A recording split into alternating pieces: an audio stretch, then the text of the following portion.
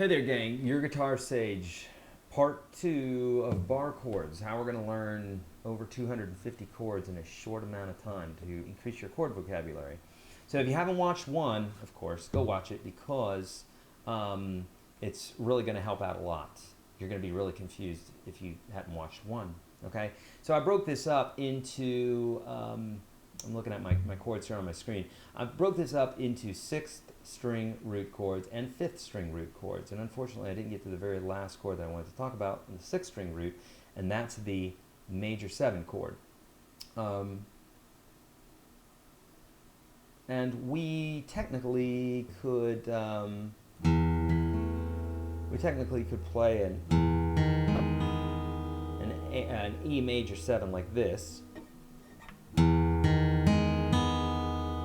But the more common one is this guy here. It looks like this. That's an F major 7. Comes from this form, but basically you're dropping this note back a half step. And so you can play it like this. 6th string on the 1st fret. 5th string's muted. 4th string, 2nd fret. 3rd string, 2nd fret. 2nd string, 1st fret. And you can hit that high E open or you can mute it, either way. So there's a nice pretty jazz chord there for you. And so you can move this up the fretboard like this. Notice I'm muting this high E string right here. Now if you don't want to do that, you can do this form too. You can bring the thumb around and put this finger up here like this. Real pretty sound. Technically, I'm not barring anything, but there you go. A very movable chord, okay? All right, let's talk about the 5th string root chords, and we're going to have to move quickly here. Since we talked about the theory in the last video, I won't go into it as much, but basically we're dealing with 5th string roots. So if you can imagine all the chords that you know that are 5th string roots, like A minor 7, A major, A 7th, both of those, A sus, or A sus, A11, A9, all those we're going to move up. Also C chord, C major 7, or C 7th, C major 7th. Boy, you're getting some bonuses here. We're going to be close to 300 chords by the end of this video. Fun. How do you do it, Sage? You're mad. Maybe I am. Maybe I am. But it's to your advantage, okay? All right, here we go. So 5th string roots, let's talk about them. Here we go. A minor. Remember, the first thing you need to do is free up the first finger. So you're going to do, you're holding this chord with 1, 2, 3. We need to hold it with 2, 3, 4. So let's do that, like that. Freeze Mr. 1 up, and we're going to lay it down like this, okay? I need to talk about the technique of this for just a second as well. When you're doing these bar chords, you've got to keep your first finger either totally straight or slightly bent this way, not this way.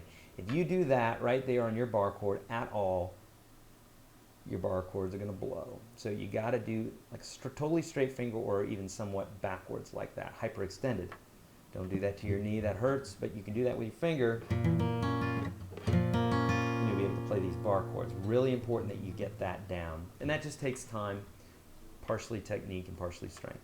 Okay, so but it does take some time. Okay, so we're going to take this A minor here like that. We're going to change it up like this. That frees up our first finger, so now the A minor up half step is an A sharp minor.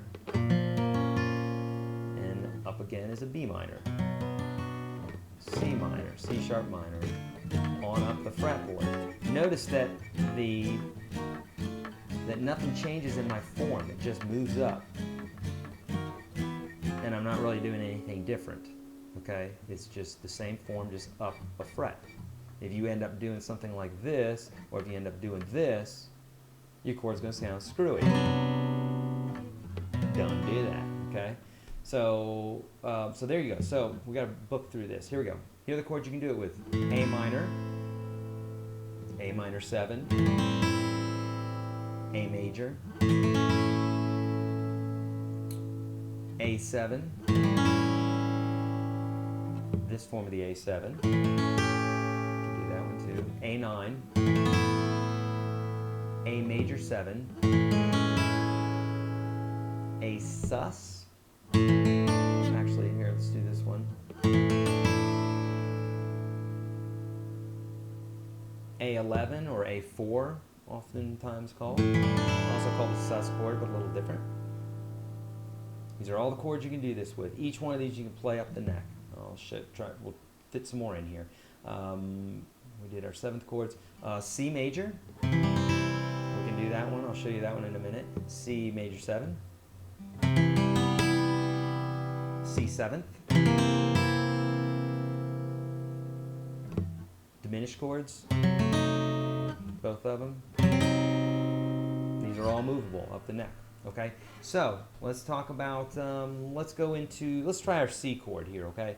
So, C chord, how do we do that? Well, we got to free up that first finger. So play a C chord like you know it, like you love it. There's our C chord. So let's free up our first finger. Instead of playing it with fingers 1, 2, and 3, we're going to play it with 2, 3, and 4. So it's going to look like that. This all takes time and patience, but that's what makes a good guitar player, or anything else for that matter. Freed up our first finger, right? Nice. All right, so what we need to do is, in lieu of that nut right there, we're going to do this bit here.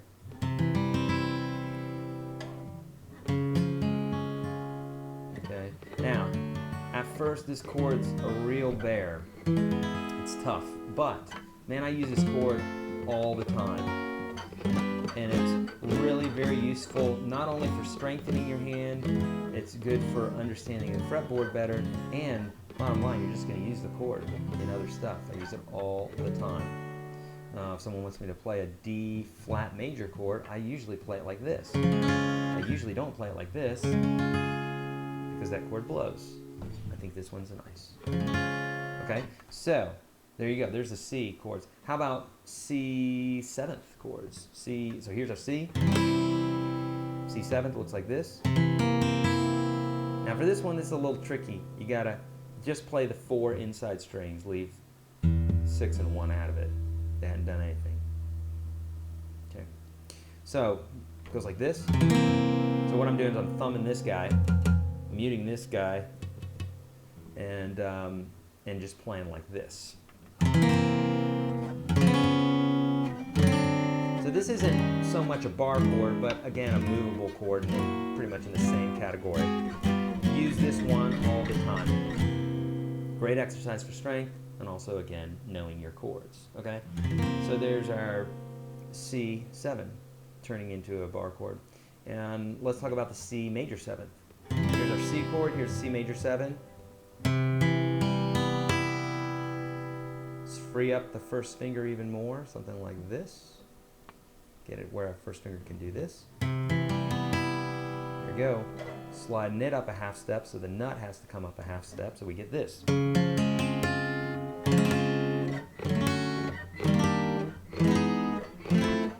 Straight up the fretboard, we get 12 more chords. Okay? So, you getting it?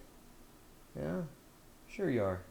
So, what does this do for us? Well, it does a ton of things. It builds our chord vocabulary, and it allows us, when we have, you know, a chord that we experience that we have never played before, this will allow you to think about it for a minute. So I do this with my students. So we come across a C sharp major chord, and I'll say, I don't know how to play that. I've never played that.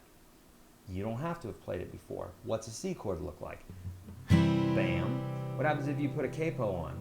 Put the capo right there, you'd slide it up, and bam, there'd be your C sharp major chord, right?